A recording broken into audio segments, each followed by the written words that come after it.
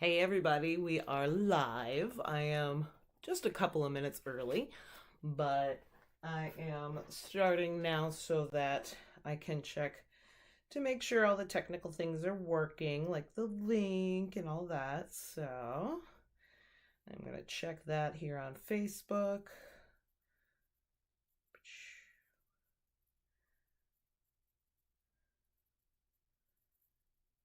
Here we go, and that is working.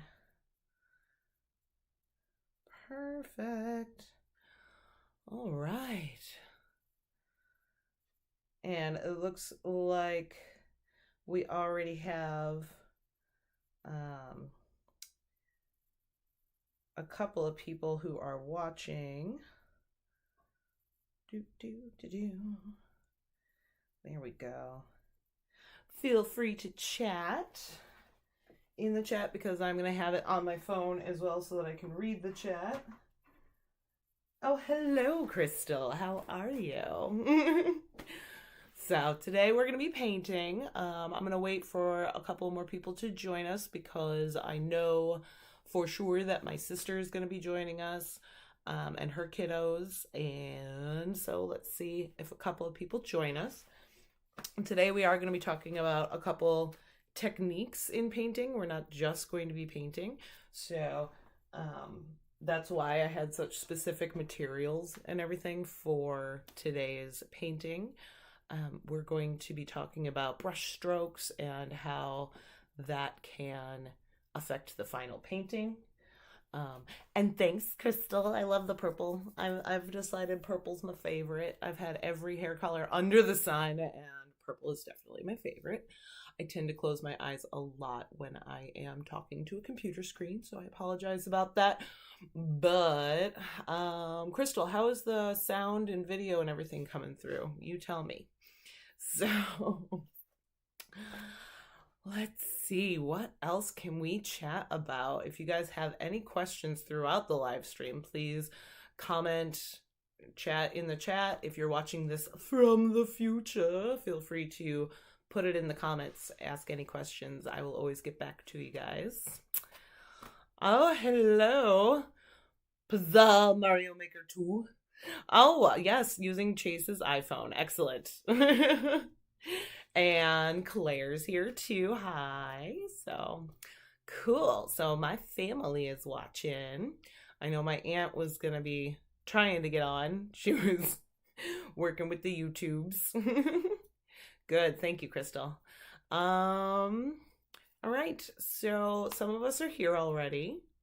I'd say we can probably go ahead and get started. So, like I said, in this stream, in this painting, we're going to be talking a lot about different techniques. We're going to be talking about how to use brush strokes in your final piece to, how it will affect your final piece. So in the example paintings, you can see that because I used different brush strokes. I have vertical lines, vertical brush strokes for the what is it called? Not Aurora Borealis.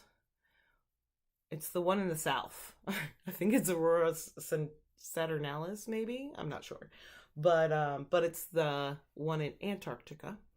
But we're going to be using those vertical lines to show those colors in the sky. We're going to be using horizontal lines to show the ground, and then we've got different brush strokes in the mountain, as well as to create the shading and highlights on our penguin. So we're going to be talking about it all. Fear not. And as always, any questions, feel free to let me know during the stream, after the stream, however you like. Now this painting also, oh, hi, Eric. I just saw Claire's comment. So this painting can be done a multitude of ways. You can grab a partner and each of you do one half and then it comes together to form one painting. Or you could take the printable and just move the penguins over, put them in the center, and you could do the whole piece just by itself. Or you could even just do the one half and see how you like it that way. So Or you could do both halves. There are no rules. This is art. So we're going to go ahead and get started. So let's talk about brushes first. I did tell you guys in the description in the materials list that you were going to need filbert brushes. I actually have 3 sizes. I only listed 2 different sizes, a medium and a small. I have 3 of them. So these are the filbert brushes. They're kind of a flat brush that has a round tip.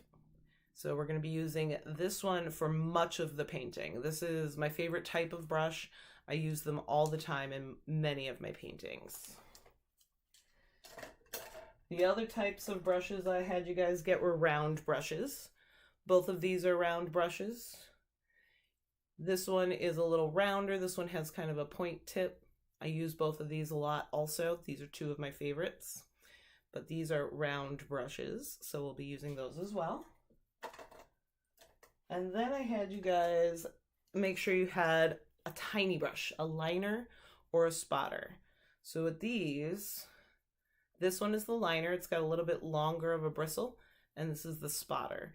These are great for small itty bitty details. And the last thing I asked you guys to get was either a stiff bristle brush or an old toothbrush. This is my stiff bristle brush. And then, of course, I do have a toothbrush here. But we're going to be using this to splatter paint our stars in our sky, which you can see up in here. So, with all that being said, now that we've gone over our brushes, we also had all kinds of different colors. So I hope you guys got the colors. If you didn't, feel free to use whatever colors you want. The colors I listed are how you're going to end up with this result. So the first thing we're going to do, I'm going to stretch way over here. So we're going to use our painter's tape. I asked you guys to get painter's tape this time too. What we're going to do with this painter's tape is the first thing we're going to do is we're going to mask off these mountains. For while I'm painting today, I'm going to be doing this half of the painting. Both halves are basically the same as far as technique and order and all that. I'm choosing to do this half because I am left-handed. So if you're left-handed like me and you're only doing half, you might want to do this half because we're going to be starting on this side of the canvas and doing the penguin last. So the first thing we're going to do is we're going to take our painter's tape. I will show you in a second what I'm doing here. You are going to put your first strip of painter's tape around about 1/3 of the way up your canvas from the bottom. And let me show you where. So I put my painter's tape just straight across. Try and make it as straight of a line as you can, parallel with the bottom. I'm going to set this here for the moment. So, oh look, I did a pretty good job estimating. Then you're going to take more painter's tape, smaller strips this time, and you're going to make your mountains. You're going to put however you want your mountains to go, but you're going to make little triangle-y shapes.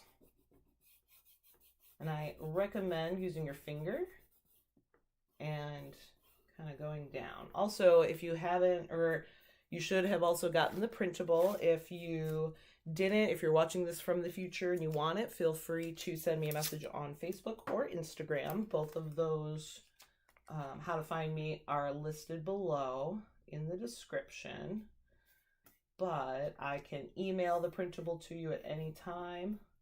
It is on the Facebook event page that I posted. So yeah, you can make one mountain, you can make more than one mountain.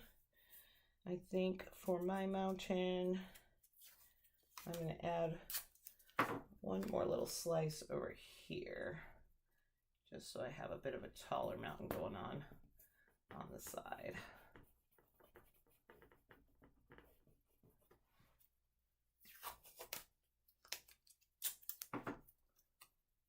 it didn't reach all the way, so there.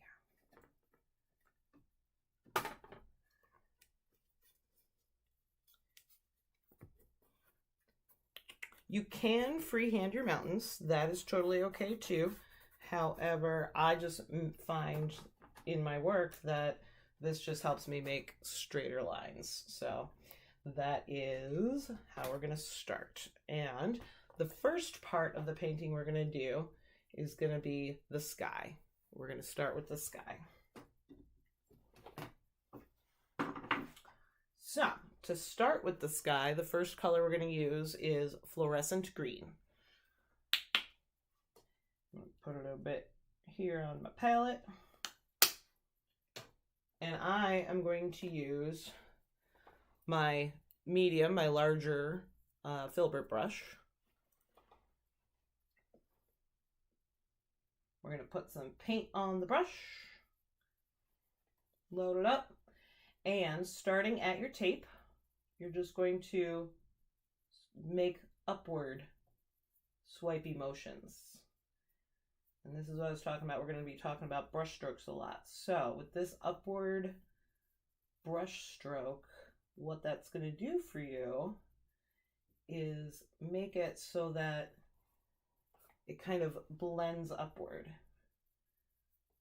because the paint will get thinner and less opaque towards the top.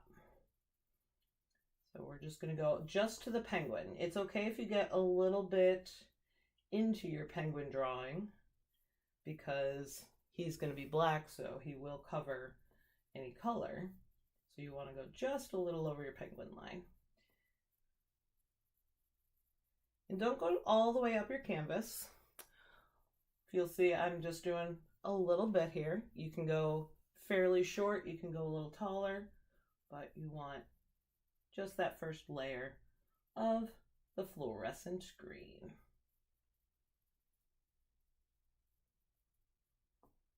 And we're going to use upward stroke motions. The next color, and we will go back to the fluorescent green also, but the next color is going to be the lime green.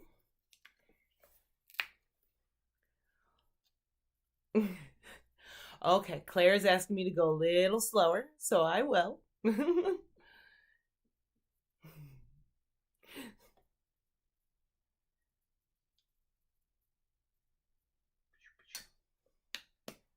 But for those of you who want to continue on, the next color is the lime green, and all we're doing with the lime green is adding a little bit.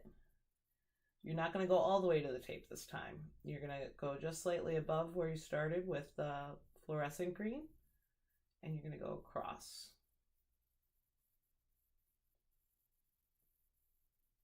Again, with those upward motions.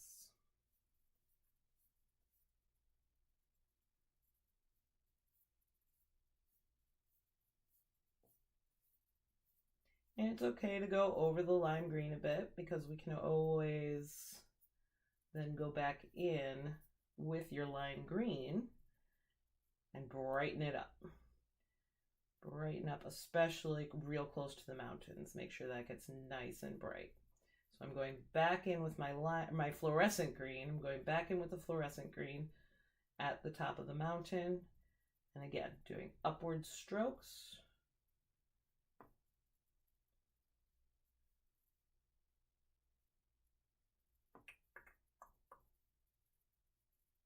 Maybe a downward one here and there, but for the most part, upward strokes.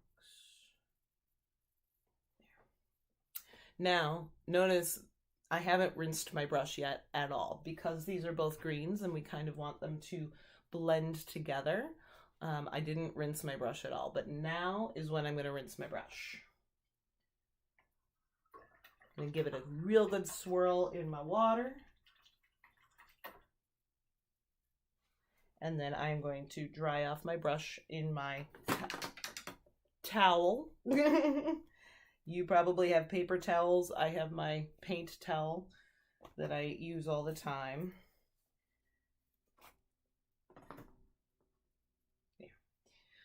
There. All right. How are we doing, everyone? Do we have some of our green down?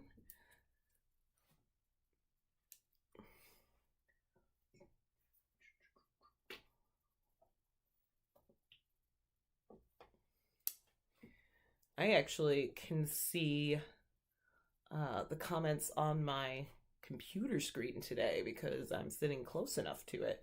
Today, my mom decided that she wasn't going to join us for the live stream, so I get to paint in my painting room. So this is where I paint every day whenever I'm home alone painting.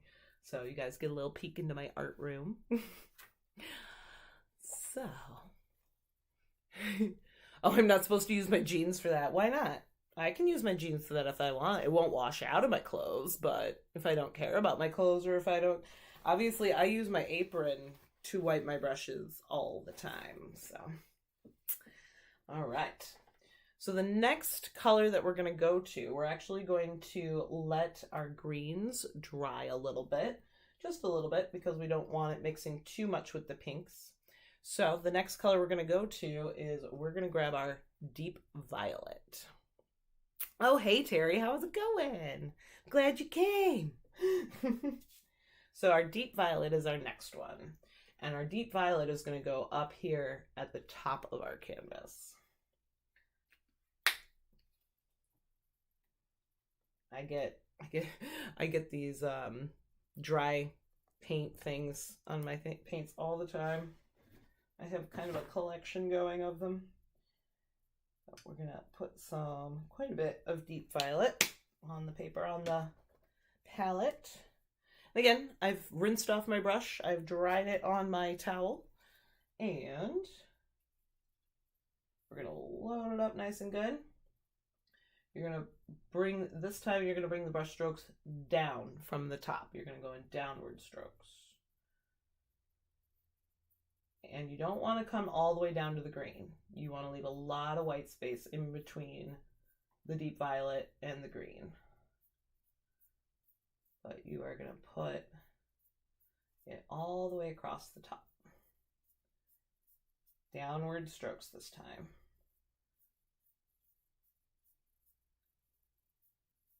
And again, I'm telling you guys all these different brush stroke techniques and things like that.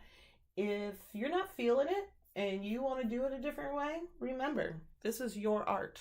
There is no wrong way. So you do you, but I just thought that some people might want to learn a few new techniques in this video. So I figured we'd start fairly simple with brush strokes. So yeah, we're just adding some purple here into the top.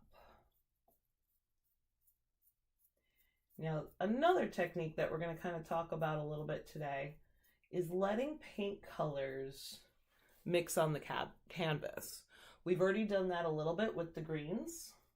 And again, but now we're going to do something a little bit different. We're going to add, you should have some ultramarine blue or primary blue or really any darker blue. We're going to add a little bit of that. Again, I am not rinsing off my brush yet. My brush still has some of that deep violet on it. And now I'm going to dip it in the blue. And I'm just going to add a few, especially to like the corners where we want it a little darker. Over here, and maybe a little bit throughout the sky. But that's going to start adding some depth and layer to the sky. And again, it's okay to go a little bit into your penguin. You don't want to lose the shape. You don't want to paint so much over the penguin that you can't see it anymore, so that you still have those lines for when we start painting the penguin. But again, downward strokes across the sky. And if you want, you can add another layer of the deep violet over top of that. Again, I didn't rinse off my brush at all. I just dipped it in the deep violet and went to town.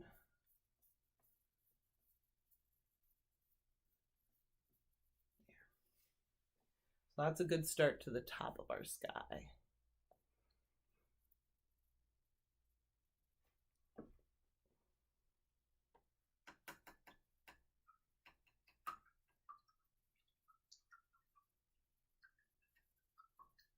currently I still want to let that green dry a little bit.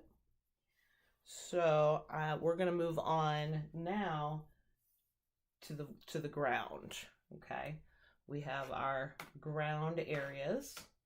I used the Prism Violet also and the Ultramarine Blue for the ground. So I'm going to take a bunch of Prism Violet on my brush again. I'm really loading it up this time because there's a whole lot of area to cover. So this one, instead of up and down strokes, we're going to go horizontal strokes. And we're going to just go all the way across. You can go back and forth, or you can go just one direction. Whatever your little heart desires.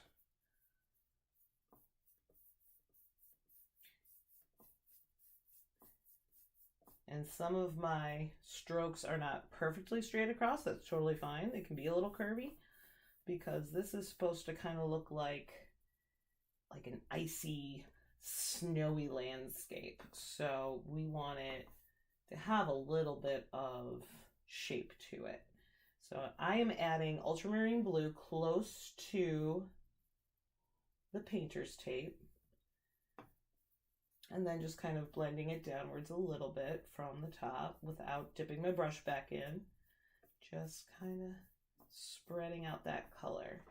I need a little bit more of my deep violet on my palette because I feel like I need more in there.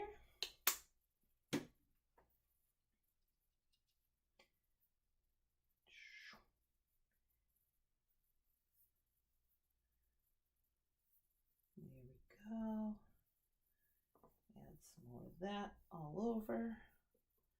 And again, it's okay that we still see the brush strokes. You want to see your brush strokes. You don't want to have it totally flat color because that will add texture and depth.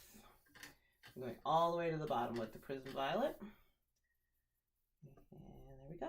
And again, I got a little bit into the penguin, not too much so I can still see my lines, but that's okay. Again, the penguin will cover that. All right. So now that we have done a little bit of the ground, I add just a little bit more blues towards the mountain and then going down into it. Then, if you notice, because of the snowy effect, I added a little bit of white while the paint was still wet to blend that in a little bit. So I'm gonna, oops, that's not the white I want. I want this white. So I'm gonna get a little bit of white onto my palette. Now, white is very thick. So again, I am not rinsing off my brush. White is very thick, so I am only adding a little bit. So what I did here is I dipped it in my white, and then I dabbed a little bit of that white off onto my palette or a piece of paper, or you could even use your paper towel. But I don't want too much white, so I am going to then go, I'm going to add a couple of lines, but then I'm going to go ahead and just blend. Because that purple is still wet, because the purple and the blue are still wet, it's going to blend right on your canvas and create really smooth paint. I kind of love it. So I'm just adding a little bit. Again, just using horizontal back and forth strokes. But oh my goodness, I got some where I'm going to end up needing to paint white, and I don't want that. In the black part, it's fine, but I don't want that. So I'm going to rinse off my brush really, really, really good. Here's another technique that you can use. Rinse off my brush really good. Still has a lot of water on it. I dabbed it off a little bit, but now I'm going to erase. I'm going to use the water while it's still wet. You have to do this while the paint is still wet. And I'm going to just erase. And then I'm wiping it off on my towel to dry the brush off a little more. And between each stroke of erasure, I'm wiping on the towel. So, there it is. So I saved my white part so that I don't have to go over it with white a million times. So that works. So that was an accidental little lesson. So the next thing we're going to do, we're going to come back to the sky here. Now we get to use our fluorescent pink. I'm going to use fluorescent pink. Put a little bit of that on my palette. How are we doing? Am I still going too fast? How are you guys doing at home? Claire, Chase, Kimberly, Eric. I know those are the ones that are actually painting. I don't know who else is painting, so. Are there any questions so far? Terry, I totally would use Pinkest Pink, except that not everybody has Pinkest Pink. So I'm just, for today, using my Michael's store-bought Liquitex Fluorescent Pink. But I would love to do the same painting with all my fluorescent Culture Hustle fluorescents, because, yeah, that would be cool. But because I was showing everybody how to do it, I decided to get with stuff that you could just get at Michael's or any old craft store. So, we're going to use fluorescent pink. Get it on my brush. And we're going to start, this one, we're going to do downward strokes, but you can do both, down and up. Try not to get too far into the green. Starting at the purple area. Don't go too far into the green, but you want it to come down into the green a little bit. And again, you're going to want to use downward strokes, maybe a few upward, but mostly down.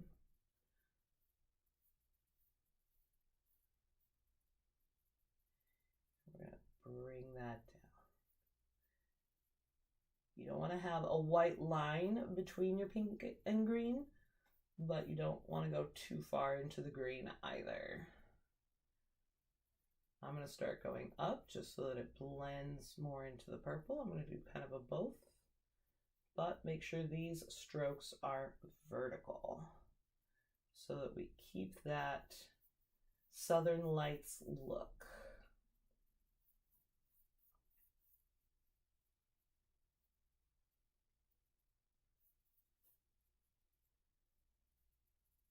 And I am not rinsing off my brush at all currently. I'm just letting it go.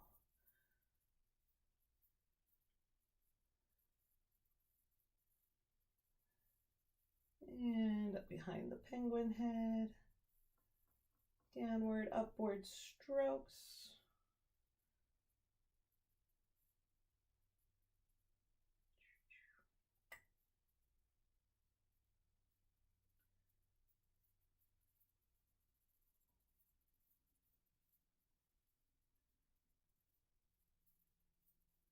The reason we let the green dry so long is that pink and green are pretty close to opposite each other on the color wheel. So if the green were too wet and the green and the pink started mixing together more, it would create this weird brown gross color. So we don't want the green and the pink to mix too terribly much.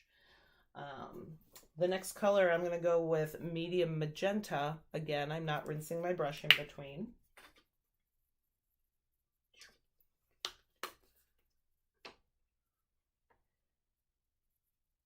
And we're going to start adding the medium magenta towards the purple area, so towards the top.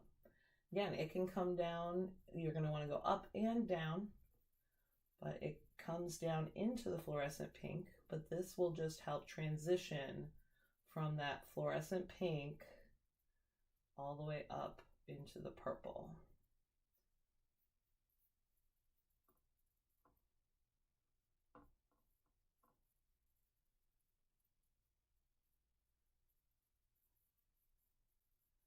Up and down strokes. Looking pretty. And then I'm going back to my fluorescent pink, and I'm going to just go over one more time just to bring that fluorescent pink really on top. You can also see in this painting how layering really affects your painting. Different layers of colors are really going to add dimension. So now, again, I'm not going to rinse off my brush right now. I am going to dip it back into the deep violet, and I'm going to come back down from the top again. I'm going to go straight across the top.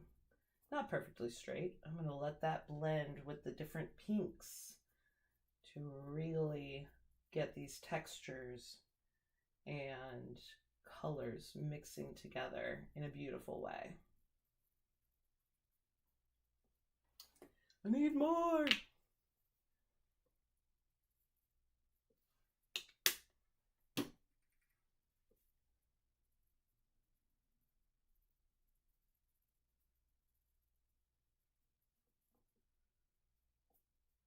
Going back in with the deep violet.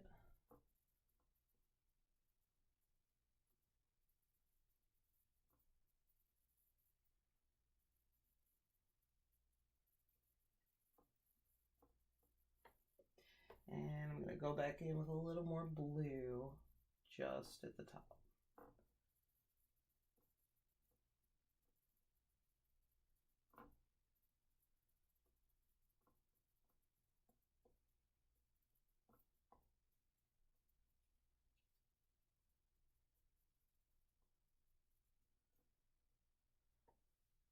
That's looking pretty. Now, we're seeing a lot of brush strokes. I'm liking that a lot.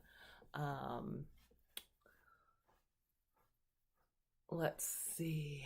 Oh, we've got some comments. All right, so any tips on doing this in watercolor? Worried about painting over the penguin's white bits. Okay, and yes, Crystal is correct. You can painter's tape off the white bits, or they have something called masking fluid, specifically used for watercolors, that you can use to mask off any areas that you want to keep the paper white, the whitest white. And that will make sure that your paint won't go into the white bits.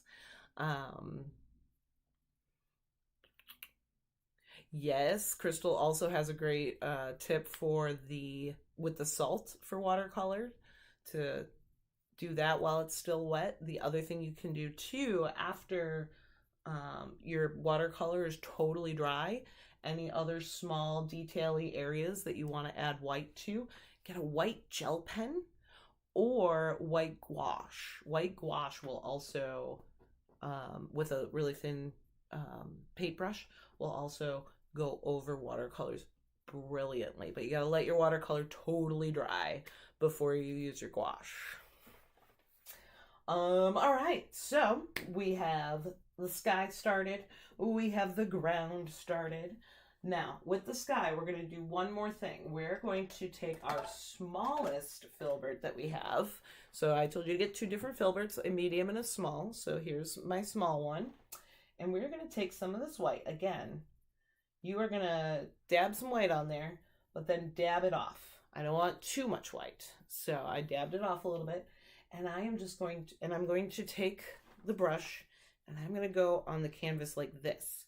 Not flat like we've been doing. I'm going to go use the edge of the brush. So I'm using the edge of the brush and I'm just adding some white lines. This is also going to help make the color transitions. And I'm just going to add some white lines there. Now what I'm going to do, I'm going to rinse the brush off so that there's no more white on it. I'm using the same brush. Now I'm going to use it like we've been using with the flat, but it's still the smaller filbert. And I'm going to blend. I'm going to blend those white lines that I just added. Blend those into the painting. And that will just kind of help, again, add some dimension to our sky. And that is looking beautiful. Now, if you see, like I do here, then I'm like, I'm not really happy with how the green is. I can go back in with more green. I'm going to go back in with a smaller filbert. And I'm going to go back in with more of my fluorescent green. And again, I'm going to go upwards. I'm going to make that fluorescent green really stand out. I'm going to go up and make sure that it goes into the pinky area so that it really blends nicely. Fluorescent.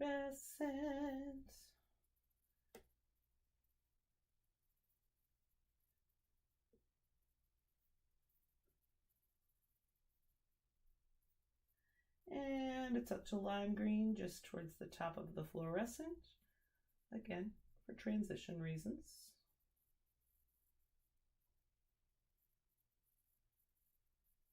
And I'm kind of going both directions with that one.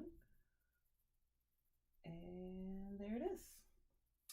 So that is our start of our sky. And I love it. I hope you like how yours is doing. All right. So the next thing we're going to do is we're going to peel off all this painter's tape. So start at a corner and you're just going to peel.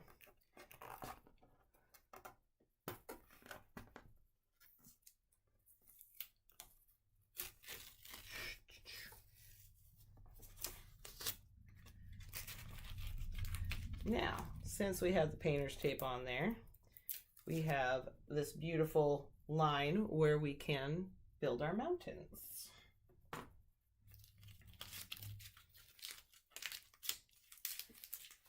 Stick my tape there. Also, take a sip of your beverage. Hydrate. Hydration is important. I recommend if you're going to have a drink near your paint water, have a lid on it because you don't want to dip your paintbrushes in your drink. Also, don't drink your paint water. It's never good. All right, I have fruit punch. All right, so let's see. Mountains, that's where we're at. We're at mountains. So, for the mountains, we're going to start with black. All right, because the mountains are off in the distance and they've got this backlit southern lights behind them. So we're going to start with black. We're not going to be making them totally black. We are going to mix in some color in there, but we're starting with black.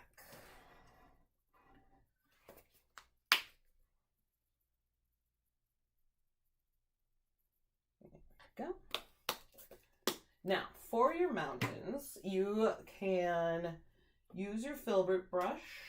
I would recommend to start with your small one. The small one that we just used on the sky. I've got my small one here. Now, one of the reasons I use filbert brushes so much and that I love them so much is because you really can get really nice smooth lines with that curved edge. So, let's see if I can get this a little closer for you guys. I don't want to get paint on my original. So, switch this up. All right. So, with the smooth lines, what I'm talking about is if you just hold your brush towards the edge and you go slow, you'll get a nice smooth line from this filbert brush. It's quite lovely. Now, mountains aren't perfectly straight, right? So it's totally fine if your hand shakes a little bit and if it ends up looking a little off and wiggly and rocky, because mountains are made of rocks, right? So I'm starting with the edge. I'm gonna switch hands just so that, because it's easier on this thing, but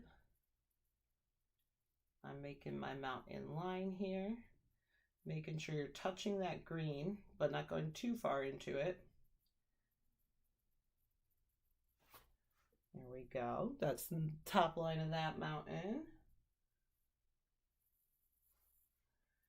And I've got another mountain over here.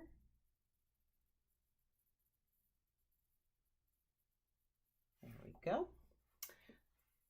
Now that I have, you know, a line drawn that I can color inside of, I can move some of that black down. I haven't added any more black to my paintbrush. I'm just moving around the paint that's already on the canvas. Then I'm gonna, if you want to, you can keep using your smaller filbert. Or if you want to go a little faster, you can use the larger filbert here. But you're going to just put a thin layer of black all in the mountain. Again, it's all right if it gets into the penguin a little bit. Just make sure you know where your penguin's lines are. Now that I've shown that, I'm going to switch back to the easel. It's easier for me.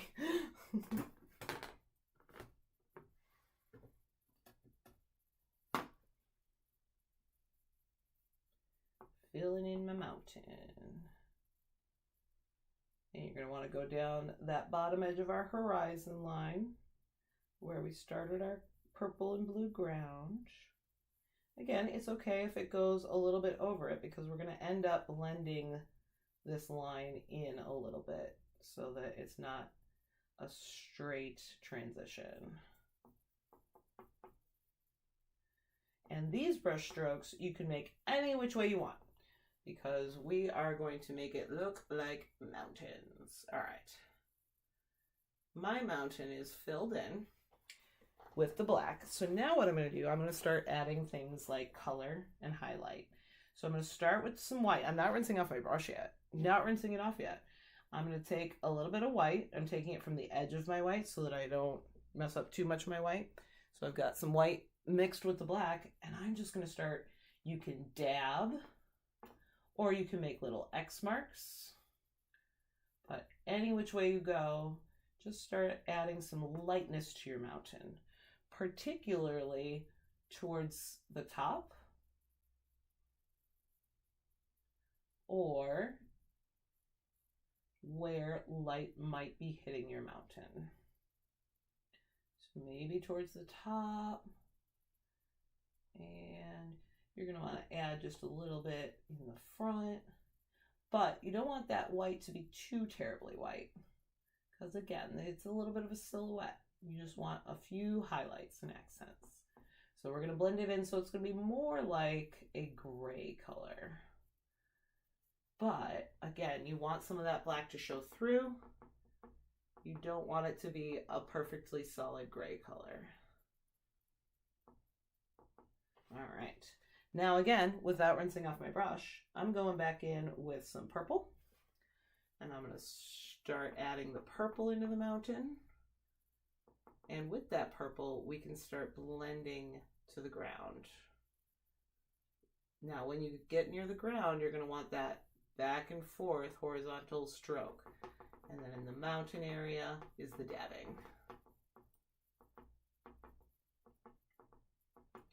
You could even add some blues to your mountain. I wonder what would happen if we added a little bit of the medium magenta. So I'm going to take some medium magenta and add that to more of the highlighty areas. And that looks pretty.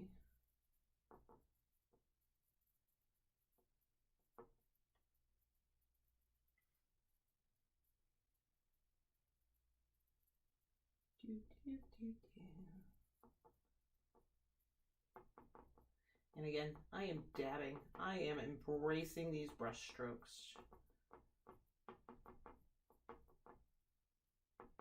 Dab. So now I have a pretty dark, purpley, mountainy prettiness.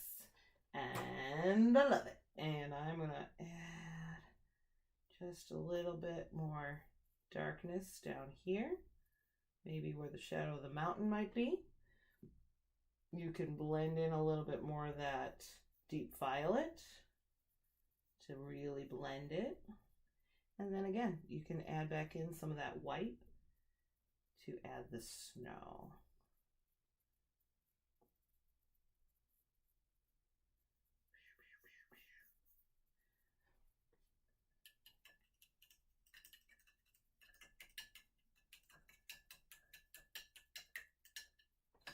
All right. It's starting to come together. What do you guys think? The background is looking great. I am pretty happy with how that is coming out. So I hope you guys are having fun with it. I'm going to give you guys a minute to work on your mountain. In the meantime, how we doing? It's kind of strange doing this alone at my house today. You know, usually I have my mom or some other friends join me, and usually I can look at their paintings and show those and see how everyone's doing, but I got nobody.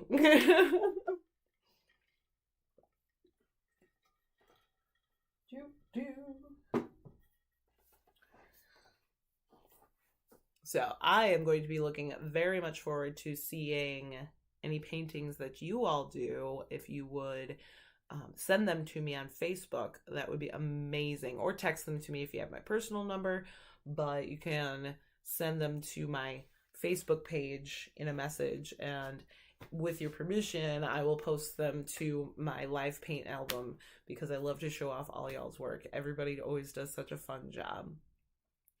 Oh, good. Claire's loving hers so far. That's so good. All right. So I think it is time to start moving into our penguin because our background is looking beautiful. So for the penguin, we're going to start. Where do I want to start today? We're going to start with his orangey yellowy bits. Okay, so on his head, we're going to start with his little crown and this little bit right here by his beak. So for that, we are going to need the white, yellow, and orange that you all have. So I have cadmium orange hue. I also have primary yellow, and of course titanium white. So we're going to add those three colors. You're not going to need a whole lot of these colors, so you don't have to put a whole lot of this paint on your palette. Conserve your colors, especially if you're an artist on a budget, like most of us. So I am just adding, oh, goodness. Oh, I don't know why my orange is sticking so much. But yeah, we're just going to add a little bit of the yellow and orange to our palette. And a little bit of white. You can use the white that we used before if you haven't mixed in too many other colors. I'm going to give myself a fresh daub of white, but again, just a little bit because we are going to be coming back to the white later. But just a little. Now for this part, you're going to want to use your round brush. I asked you guys to have a round brush. I have two, but if you only have one, that's totally fine. Just a regular old round brush. This one is a round 4. The number is the size. Again, this is one of my favorite brushes right here. I love it. I just got it at Michael's. It's Artist Loft Vienna, and it's just a round 4. It's brilliant. So I'm going to start with my round brush. I'm going to start with the yellow. So we're going to start with the yellow. And it is going to be on the bottom part of that little swirly shape.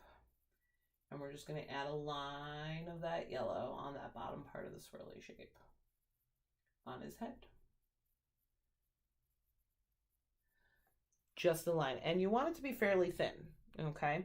Now what I'm going to do is I'm not going to dip my brush in the water, but I am going to wipe it off on my towel, okay? So it still might have a little bit of yellow on it, but not too much. I wiped it off on my towel.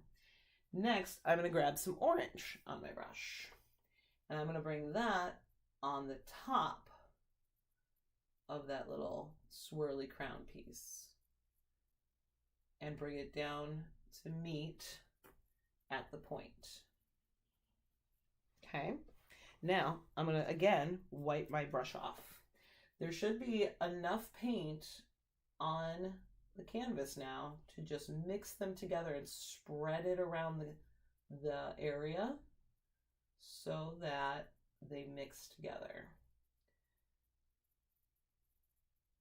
The other thing I'm going to do now that I've mixed them together, wiping off my brush again, I'm going to add just a little bit of the white just to the front edge, this front edge right here. And then just like 2 strokes, and then I'm going to wipe my brush off again, and then I'm going to blend the paint that is already there.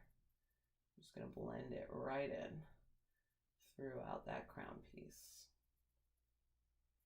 So now what you should have, it's a very small part of the penguin, but what you should have is a nice little blended orange to yellow gradient.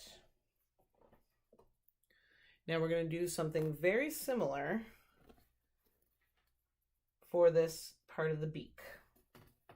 Only instead of yellow on the bottom, we're going to have the orange on the bottom and the yellow on the top. So, gave my brush a little bit of a rinse. I'm going to start with the yellow though, and the yellow is going to be on the very, very just a thin line of the yellow at that top of that section.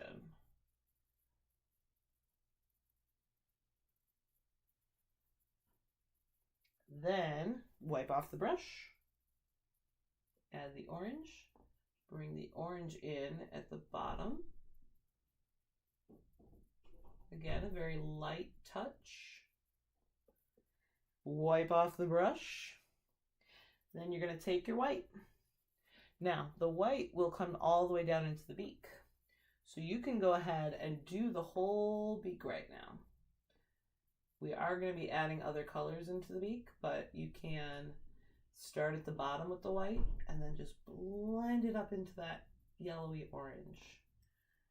Wipe off your brush and then blend all the colors together. So that wiping your brush in between,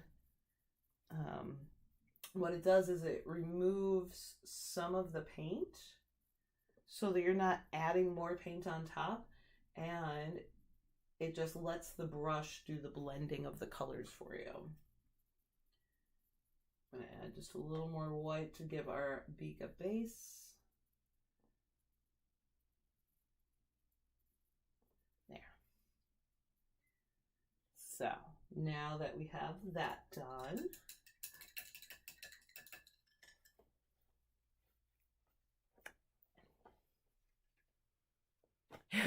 yeah, Crystal, white should come in way bigger tubes, and it does, because I have, these are my normal tubes. I have a bigger tube, but it does come in bigger tubes. I have this white, and I have another Liquitex one that's also a giant tube of white. You can get them in tubs, black and white, and all the primaries. You can get them in like tubs if you really wanted to, but I'm always afraid that I will leave something open and let it dry out, and then I am out all of that paint, and that's never good. All right, so we have our orangey parts now. The next thing I think I want to do is the black of the penguin. We're going to start up here at his head, okay? So we're going to need our black. Now, something I did, and you can do, and I will explain how to do it as we go. Something I did is that I added just a little bit of blue in with all the blacks in this penguin. I don't even know if it picks up in camera, but it just gives it just a little bit of color. You can do that. If you don't want to mess with that, that's okay too. But I will tell you how to do that when we get there. But we're going to start with just straight up black. And I am adding a bunch of black I probably could use the black that I already had on my palette before, but I flipped around my palette, so it's harder to do. Anyway, so we are going to continue with our small filbert for this part of his head, because we're going to do just his head part. And it's a smaller area, which is why we're not using the big filbert. We're going to use the smaller filbert again. And you don't want to load your brush up too much. And if you feel like you got, that's too much. If you feel like you got too much, just dab it a little bit on your palette. It'll take off some of that. So what we're going to do is you can be messy up in the areas that aren't next to any other color. But when you're next to the other colors and the lines of your penguin, you want to be careful again. So again, you're going to use the filbert flat and very slowly just go around. Now, as you're going, if you find that your paint is too thin, flip your brush over before you dip it back in paint. So, you know, there's a lot of paint on this side. There's not much left on that side. So if I flip it over, then I get to add that paint without getting too much paint on my brush. Come up around here, being very careful. You can bring the brush up on its, what we call the toes, like this, to make thinner areas. And then of course flat will give you a thicker area.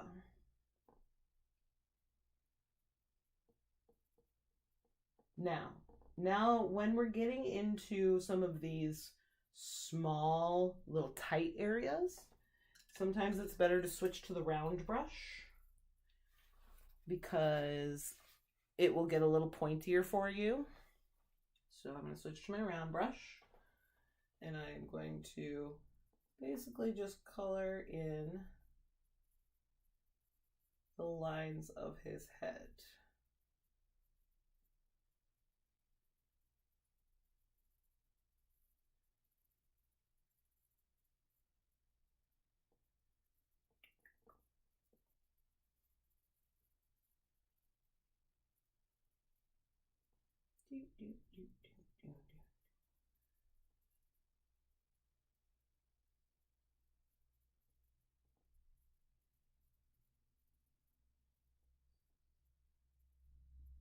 All right.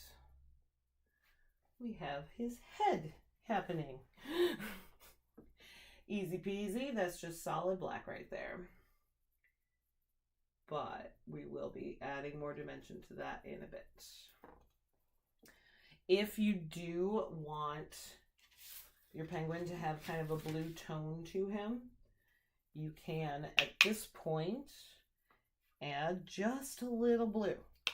Mix a little bit of that blue in with the black and just kind of mix it around. Let the paint mix on the canvas. Don't rinse your brush in between and just kind of mix that in there. If you don't want to have that blue tone, skip this step. It's going to be very subtle. You might not even notice it, but because of the way the layers of paint work, it does add just a little something. We'll go back in with a little more blue later also. So I am rinsing off my brush really nicely. All right, the next part, let's start going down our body. Okay, so now is when we're going to talk about light and shadow, highlight and shadow. So you'll notice that kind of where the light would hit, you've got lighter grays. And then under, like by his armpit here, we have darker blacks. And then towards the bottom, it's darker also. So because of that highlight and shadow, we're going to be adding in some white in with our black. But we're going to start with the black. For this, let's go ahead and use the larger filbert to start.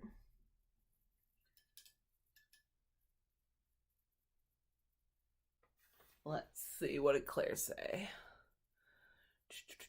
Penguins, I didn't transfer onto the paper, so I drew a circle around that area that I wasn't going to paint black so that I could redraw it on later. Okay, that makes sense. So I did have my eye on there, but I just painted right over it. I generally put it on there so that my brain is seeing that eye until I paint over it. And then when I go back in to paint the eye, my brain still kind of remembers where it is. So I did go ahead and paint over the eye right now. And we will go back in and do it. But if you notice, it's basically kind of just close to the center of his head, probably a little bit closer to the edge and a little bit higher than the center, but not much. So it's an eye shape and you want to put it on the head. I mean, that's the biggest thing. So, but for now, we're not going to worry about the eye quite yet. We are going to start with the black. I've got my big filbert. I loaded it up because we're going to be doing a big area. So we're going to need a lot of paint. And I'm going to start at the bottom. And I'm just going to kind of start filling in, coloring in with the black, my penguin shape. Just the black areas. Obviously leave our white area, white bits alone.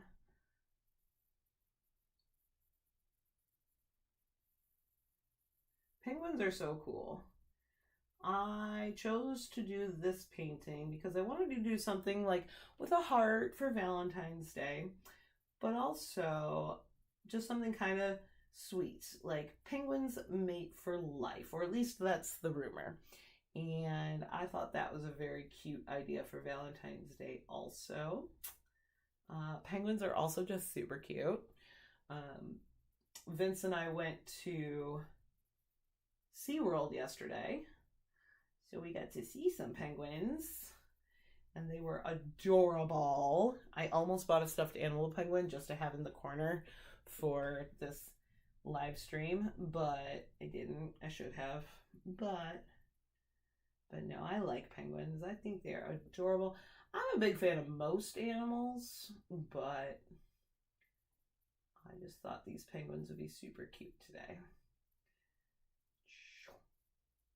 Going all the way up to the crown. Now, once you get close to where your head is and your orange bits and everything, you're going to want to be careful, okay? So don't get any black into where you've already painted orange. You can fix it if it does happen. It's not that big of a deal. And I'm just going to paint a little bit on his fin. I don't know, wing. I think of penguins more like aquatic animals than I do birds, even though I know they are birds, but they spend so much time in the water. In fact, I am not even going to get my paint directly on the edge of his head right now. So, just going to fill that in and fill that in.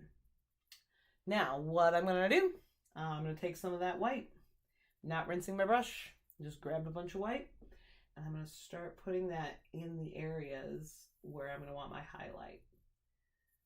I'm going to want my highlight all the way down the back, but I do want it to get less white as we go further down. So one stroke, and then it'll just kind of fade out as you go down.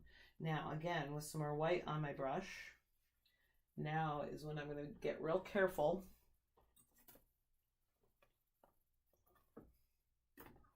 Okay,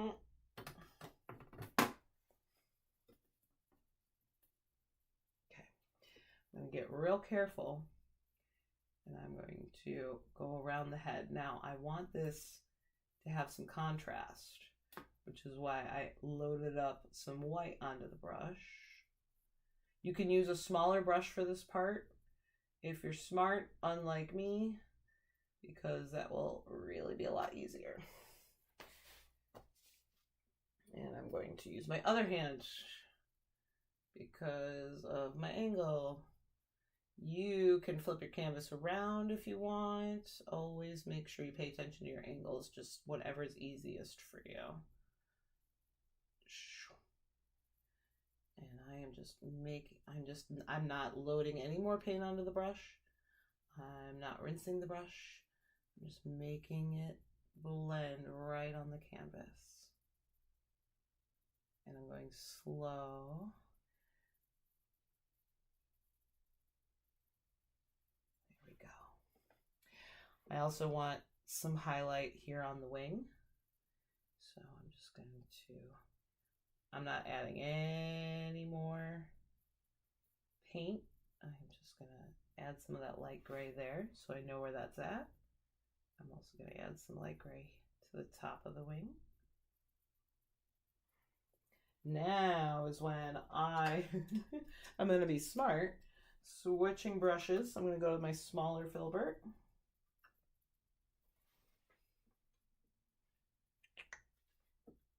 And add some more white. And I'm going to add that to the wing. A little bit more of a highlight there. And then blend.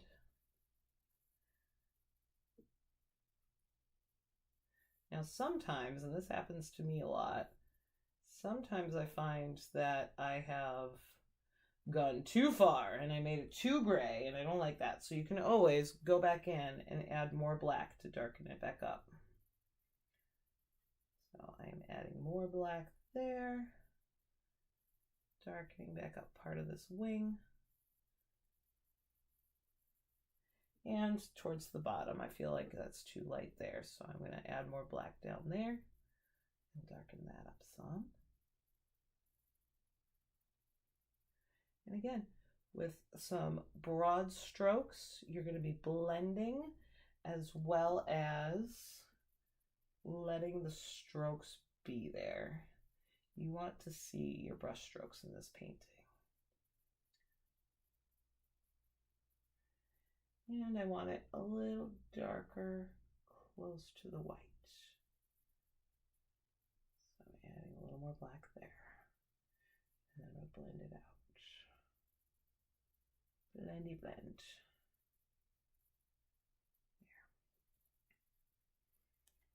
There. That's looking nice. I'm okay with that.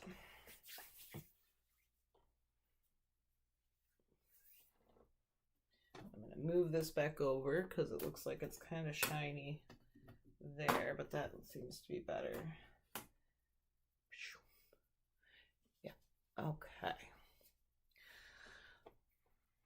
All right, now I'm going to sit back, relax for a second, take a sip of my beverage.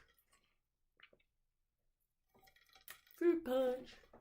Well, sugar-free fruit punch, but you know, just those water mix-in things that you get. So, the next part that we're going to do, we are going to work on these larger white bits. So, we're going to want clean white. So, I'm going to add more white to my palette. You can use whatever's on your palette already, as long as you take from an area that doesn't have other colors in it. You're going to want a little more white this time, just because we're going to be covering larger areas. I think I'm running low on my Liquitex white, but, or it dried out. Something happened. Look how hard I'm squeezing and nothing is coming out. All right. That's okay. I have a backup.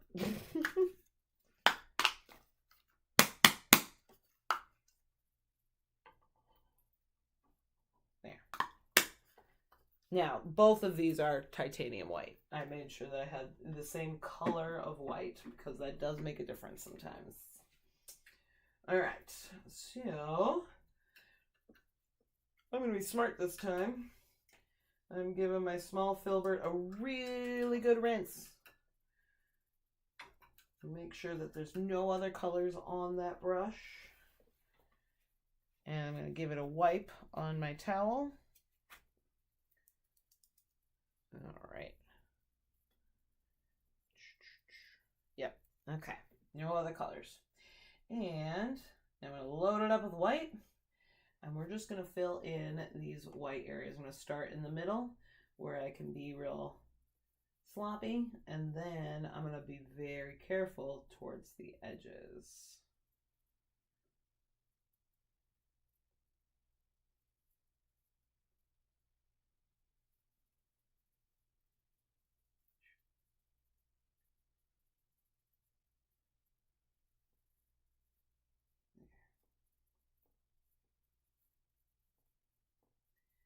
And this can go on nice and smooth.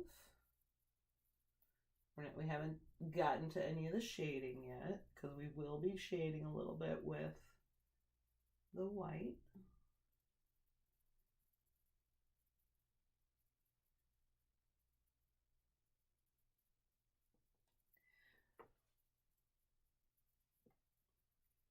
So make sure that that's nice and smooth.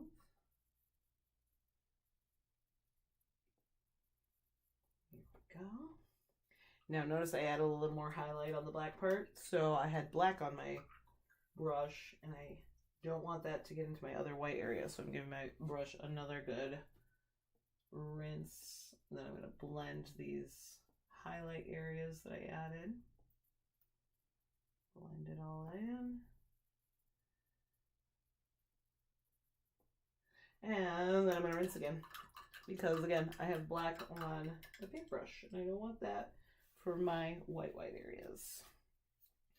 So now we're going to take more white and we're going to do the upper part of his white area, his tummy area.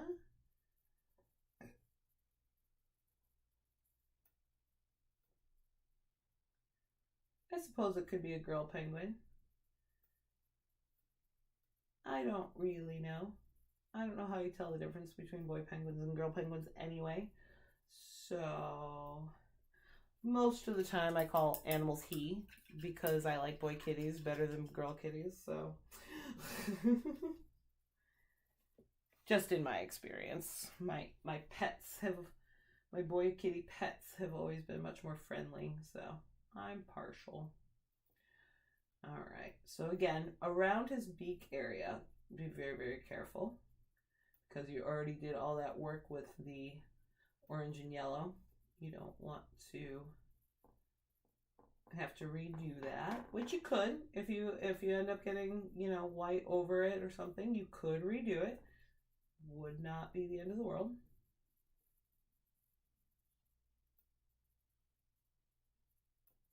And make sure that's kind of a heart shape. I got a little too much black there on the edge on my brush. So I'm just going to add more white. Curve it around. And I wiped off my brush again so that I can curve it around. All right. Now, I'm not sure how well it picks up in camera, so I'm going to bring one of these guys closer to you. In the white part, you've got the white, but then we've got a little bit of a yellow tint coming up. And if you ever look at a penguin, some of his feathers up by his neck area have a yellower hue. So we're going to add some yellow up in there. We're also going to, down here in the shadowy areas, instead of using black for the shadows, we're going to use a blue, because the color is going to be way better than having just gray. So we're going to use a color down here for the shadowy areas. So we'll start with the top with the yellow. So you're going to take your round brush again.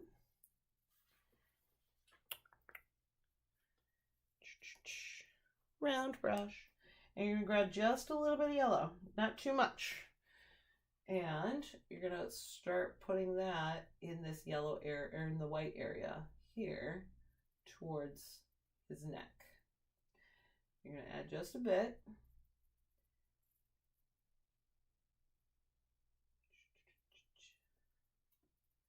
So I added about that much. Okay. Then once that's on there, I'm going to wipe my brush again. I'm going to wipe it off on my towel. And I'm just going to use whatever is already on the canvas there. And I'm going to spread and I'm going to blend it downward into the white. so that you have a nice gradient from the bright yellow closer to the neck down into the white. Also, I'm going to continue to wipe it off here and there. Wipe off my brush so that we don't keep adding more white, but we're subtracting a little bit, or yellow, sorry. We're subtracting a little bit of the yellow. Also, I'm going to add some white to my brush to really get that gradient going upwards. And it should end up nice and smooth.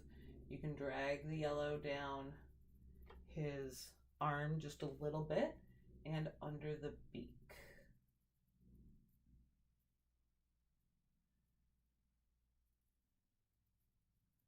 And again, I'm going to add some more white. Wipe off the brush, adding more white. And if you find that you got some yellow in an area you didn't want yellow, again, add more and more white until it's barely noticeable or it's to the level that you want.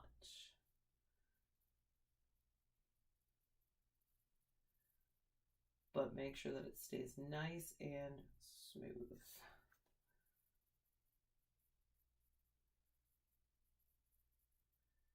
Another thing you can do also, if you find that it's too yellow, wait for it to dry some before you add more white, and then it'll be easier to go over it. So I'm just going to go ahead and blend it all out. Add a bunch more white here. Blend that upward.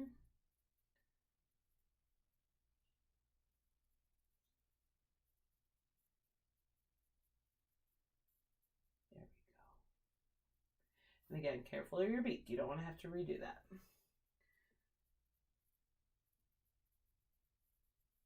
And again, if you're having trouble, wipe your brush between strokes, because that will help take away some of the thickness of the paint on the canvas and make your life way easier when it comes to blending.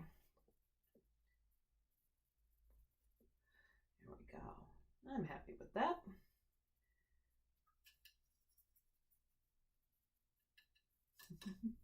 Oh, don't worry, Claire. I love Buffy and Zelda too. They're just not as friendly. Although Zelda is much friendlier with your Uncle Vince than me. She does let me pet her now, though, so that's nice.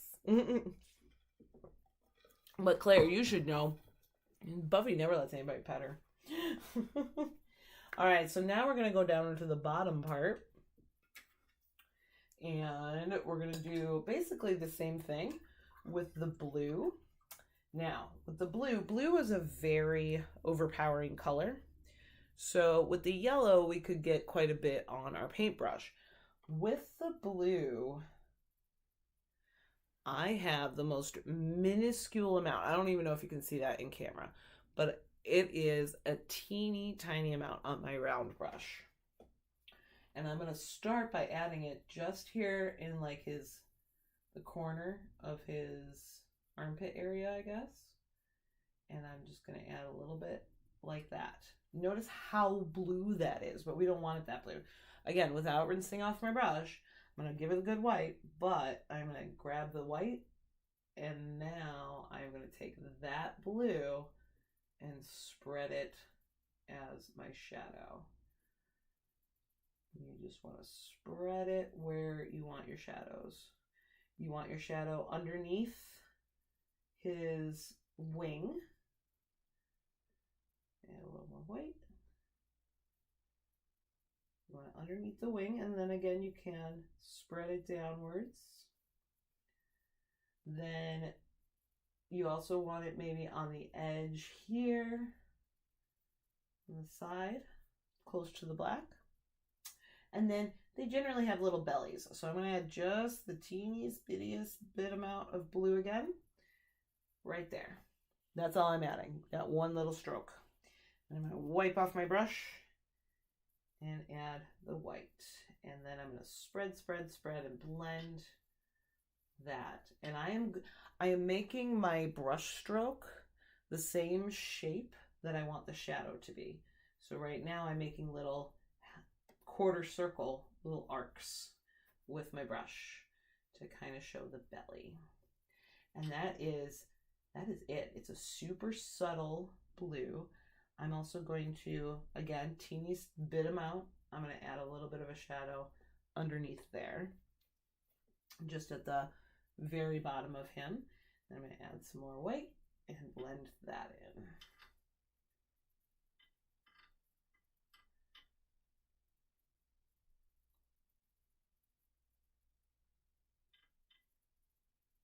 And again, I'm going to let my brush go in the same shapes and directions that I want the shadow to be. Because then again, you'll see the brush strokes and it'll be in the directions that you want them to go. Yeah, there we go. Awesome. Boop. Wrong cup. All right. So, let's see. I hope we're all doing very well. Let's see, how long have we even been streaming? I don't even know if there's a time counter on this thing. Oh, it is 4:19. We've been streaming for 1 hour and 20 minutes. All right, so we're going to start to sort of wrap things up here because this is getting a bit long, but I hope that you guys have been learning a lot this time because I've been trying to explain a few different techniques. So our final things, well, not final, but the next few steps, so one thing you can do also is you can add a shadow underneath the penguin. If you want to do that, my favorite technique is to flip your canvas over. Or if you're painting flat, all you have to do, just flip it. You don't have to necessarily flip it over, but because the bottom of my canvas is against my easel, it's sometimes hard to get under here. So I'm going to go ahead and take my small filbert again. Small filbert. I'm going to take some of the black. I'm going to get that underneath my penguin. So it looks like the penguin is standing on the ground here. And just kind of stretch that out. Then I'm going to go back in and get some more of my deep violet to blend that out. Again, remember this is the ground, so we are going to be using straight across horizontal strokes. And there we go. Now he's got a little shadow under him. And we're just gonna do that. Now, flip him back over. The next step in the process, let's give him an eye. Now is when we're gonna get our itty bitty brushes. You should either have a liner or a spotter or whatever brush is the smallest, teeniest, tiniest brush you have. That is what we're going to be using for the eye. Okay. And we are going to start with white because we've already painted black. So we're going to define where the eye is with some white. So there's a couple ways to do the eye. You can either do kind of a arc and then a half circle underneath, or you can do the 2 arcs like I did on this side. So I'm going to bring these closer. So this one is the arc with the half circle underneath. With the delay, I don't know if you can actually see that or not. I hope you can. And this one is the one with 2 arcs that are slightly off from each other. Here we go. So you can decide how you want the eye, but I'm just going to make a couple of marks here.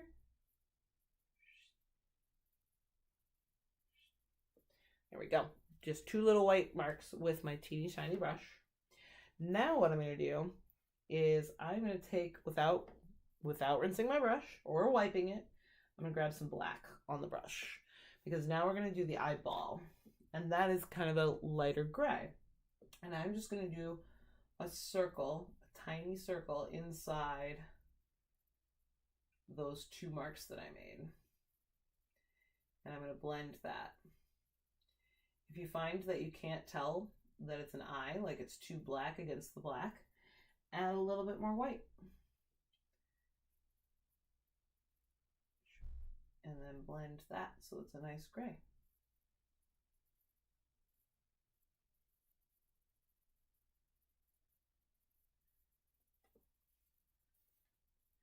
And then finally for the eye, you're going to take your brush, just put a little white on it, add just one little dot towards the top of the eyeball, and that'll be what we call a catch light. That'll be your catch light. So now I'm going to rinse off my liner brush.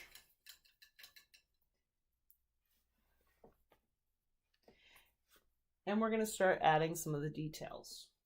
We're going to use our liner brush. Rinse it off, dab it off so there's not too much water on it. You're going to grab some black with your liner brush and start adding back in some of the lines. I'm going to start under his beak.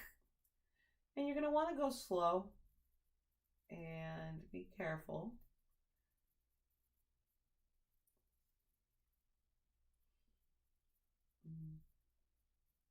In some areas, you might still be able to see the pencil lines, and you can just go over those lines with your liner.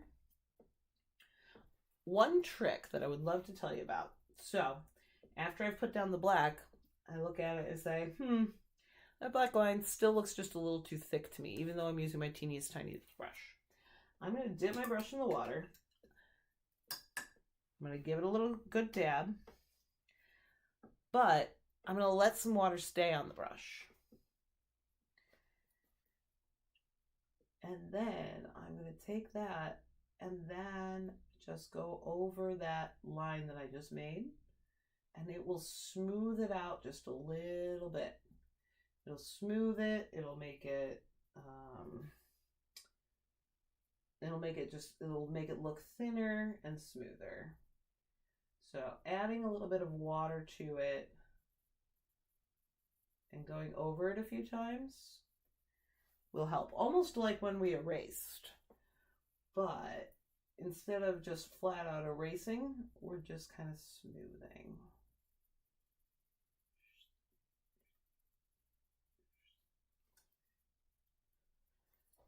So I did the line there on the beak. You can add more lines. You can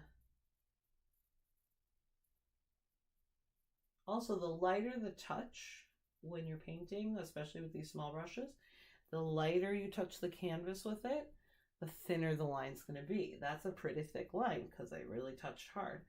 But if you come down, if I touch really light, it's going to be super thin. So always remember your pressure is going to have a lot to do with how thin or thick your lines are, no matter what brush you're using.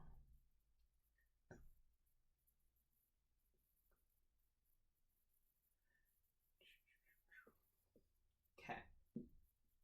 So our penguin has an eyeball. Our penguin has some lines, has a beak. He's looking real good. I think you can go back in and refine any of the other areas that you like, always.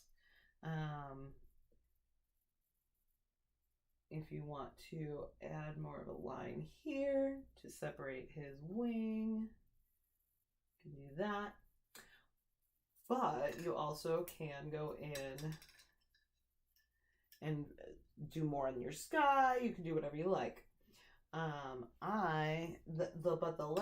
The very last thing you're going to want to do, it's okay if you haven't finished, because this will be your last step. Go ahead and refine anything else, but your last step is you're going to take that toothbrush or a very stiff bristled brush. You're going to, with no water on it, you're going to dip it in your white. You have a bunch of paint on there.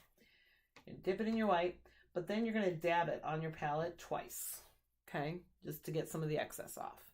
You're going to take your finger. This is where we get messy. You're going to take your finger and you're going to drag your finger over the bristles towards the canvas. Like this, okay? So I'm going to show you how this goes. So you're going to dip it, and then I'm going to... The more paint you have on the brush, the more splats you're going to have. The less paint, the more it's going to be more like dots. So that is your very last step, is to add the stars.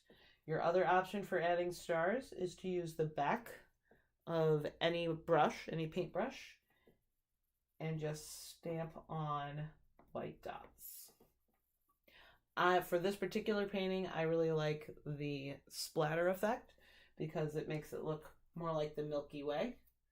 And you can splatter in certain areas more than others and do the stars however you like.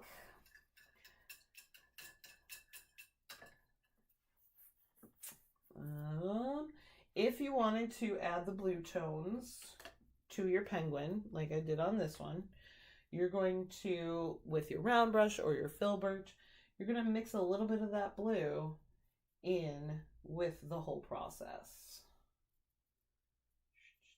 Or, now that, you know, he's dried a little bit, we're just going to add some blue on top and then mix in some of the white and black and bring that blue into him. And again, once your paint starts to dry, you can go in and refine areas that you want to refine.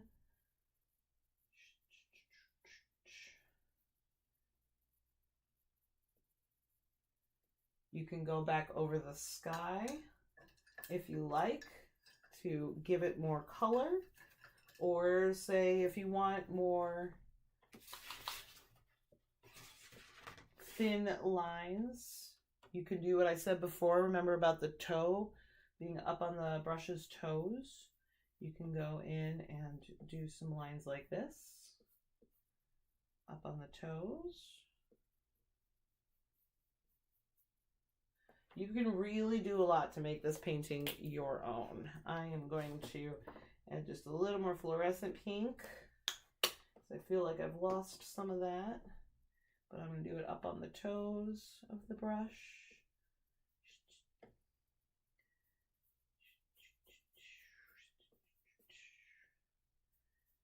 And there.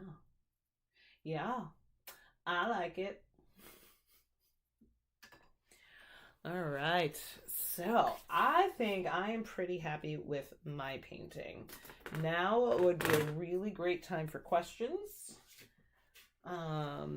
If Chase and Claire or Kimberly or Eric or anyone who's painting has any questions, feel free to put it in the chat. If anybody's watching in the future, feel free to comment on this video because I will respond. So far, and I cannot wait to see Claire and Chase and Kimberly and Eric's paintings. So make sure you guys text those to me. I know that you're watching, I know you're painting, so make sure you text those to me.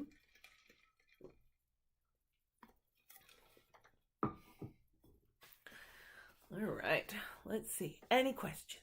Probably not. Or if you're not painting along, do you have any questions for me just in general? Or what do you want me to talk about for a minute while I wait?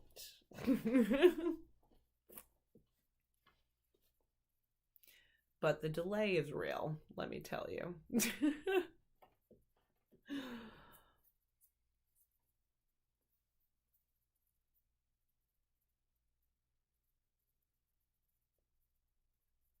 Sorry, I'm just staring blankly into the screen.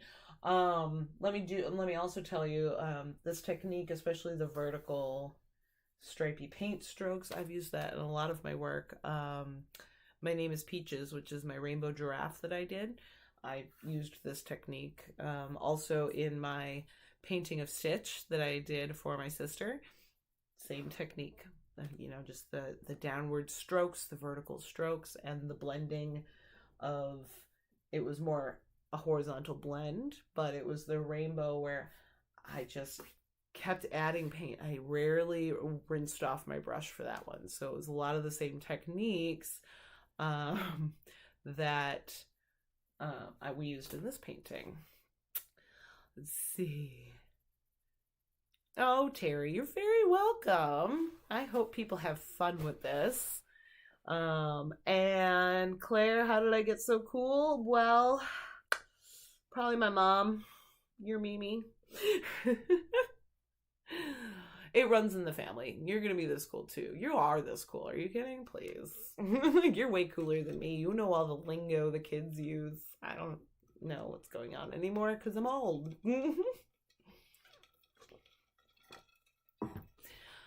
All right, my friends, I think that is going to do it for today's live stream. Again, please leave comments and questions in the comments, and I hope you guys enjoy.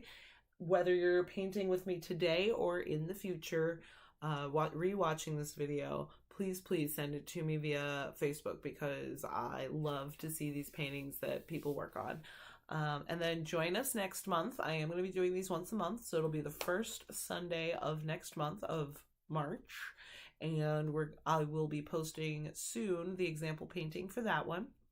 It's a little bit of a surprise, so make sure you subscribe to this channel if you haven't already, so that you can be notified for all of my live streams. And whenever I paint, whenever I post painting videos, I paint a lot and just post them. So if you ever just want to watch somebody paint for a while, subscribe and like this video and leave some comments, and have a wonderful rest of the day. Have a great month, and I will live stream again first Sunday of March. So enjoy, guys. Talk to you later.